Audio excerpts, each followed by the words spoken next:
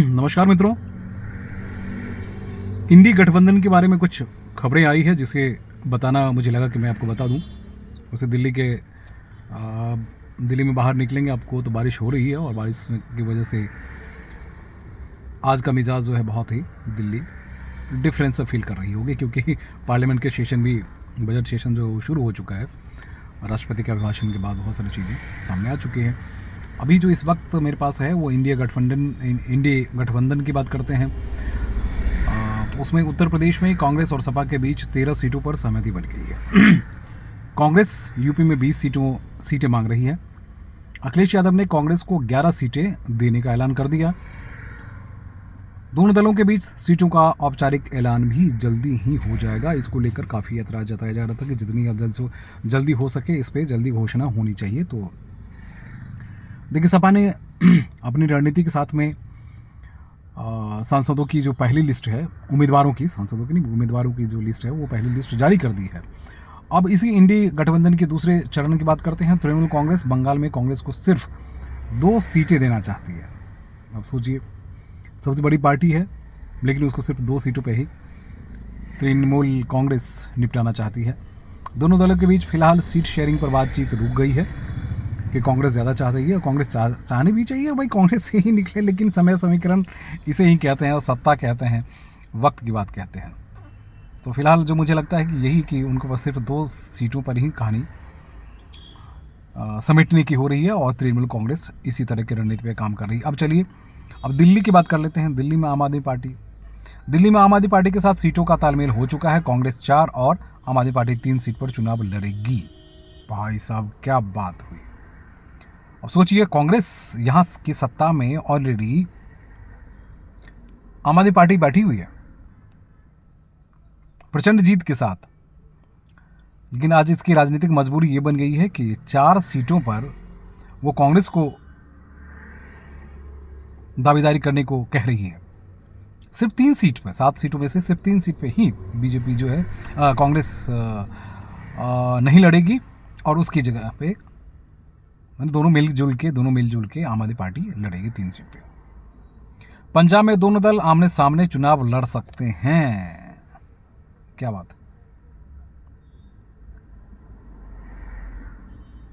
इसका खामियाजा भुगतना किसको पड़ेगा?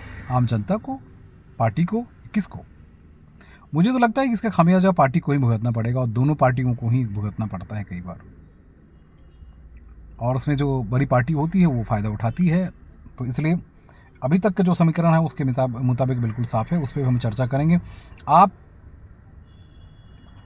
कांग्रेस से हरियाणा, असम, गुजरात और गोवा में भी सीटें मांग रही है। जेडीयू के बिहार में इंडिया गठबंधन से बाहर निकलने के बाद सीट शेयरिंग नए सिरे से किया जाएगा। फिलहाल आने वाले दिनों में राजनीतिक डेवलपमेंट का इंतजार करिए, क्योंकि अभी बहुत सारी कहानियां बदलेगी। इंडिया गठबंधन की आखिरी वर्चुअल बैठक में टीएमसी की ममता बनर्जी को छोड़कर 13 दलों के नेता शामिल हो गए हैं। बैठक में सीपीएम के सीताराम येचुरी ने सबसे पहले नीतीश कुमार का नाम इंडिया गठबंधन के कन्वेनर पद के लिए प्रस्तावित किया था, जिसे सभी दलों के नेताओं ने समर्थन किया था। बैठक में चूंकि ममता बनर्जी मौजूद नहीं थी, इसलिए यह तय हुआ है कि औपचारिक ऐलान से पहले ममता बनर्जी को सूचित कर दिया जाएगा।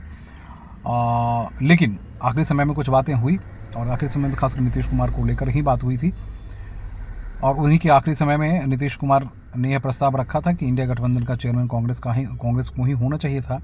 राहुल गांधी को ये पद स्वीकार करनी चाहिए थी। राहुल गांधी जो हैं नीतीश कुमार के पूरे प्रकरण में जो है वो पहले बयान दे चुके हैं। कहानी सामने हमारी आपके आ चुकी है। अब हमारे पार्टी मतलब राहुल गांधी ने एक बयान जारी कर दिया जिसमें कहा है कि हमारे पार्टी के वरिष्ठ नेता, वरिष्ठ का राष्ट्रीय अध्यक्ष जो हैं उनकी बात कर रहे थे, खड़गे साहब, वही इस जो हमारे पूरी इंडी गठबंधन की जो कमेटी के चेयरमैन बनाने की बात हो रही है, तो वो खड़गे साहब ही बने।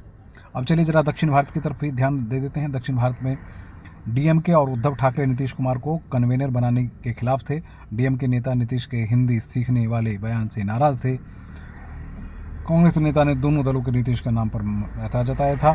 नीतीश से स्टालिन को फ़ोन करवाया गया था। अब जो बातें समझने और समझाने की है, तो अंतिम चरण की वार्ता जो है चल रही है। पार्लियामेंट की सेशन भी चल रहा है, संयोग भी है, समय भी है, और जल्दी ही इन सभी 13 दलों को डिसाइड करनी पड़ेगी कि आपको विपक्ष को मजबूत करते हुए सत्ता पक्ष को अगर सत्ता से खारिज करना है या हटाना है, तो जब तक आप इनको सामने आकर वार नहीं करेंगे तब तक नहीं होगी। और जिस तरह से बिखराव शुरू हो गए हैं, केजरीवाल जी भी बहुत दिनों तक रहेंगे पार्टी में, ये कह पाना मुश्किल है, क्योंकि वो पंजाब में भाई भाई वाले भाईचारे निभाने की कोशिश में हैं। लेकिन पंजाब तो पंजाब है, और अब जानते हैं 13 सीटें हैं, और 13 सीट वहाँ भगवंत मान जो है कुछ और कहानी बता रहे हैं। कल की कहानी कुछ और थी, आज की कहानी कुछ और है। अब मजबूरी ये है कि दोनों दलों को सामने आना पड़ेगा। वोट और वोटर, उसके मिजाज में क्या है, ये आने वाला वक्त तय करेगा। तो फिलहाल ये इंडी गठबंधन से एक बड़ी अपडेट थी जिसे मैं आपको देना चाह रहा था, और इसे देखिएगा, बताइएगा, और अपडेट पे आपको ये अपडेट कैसी लगी।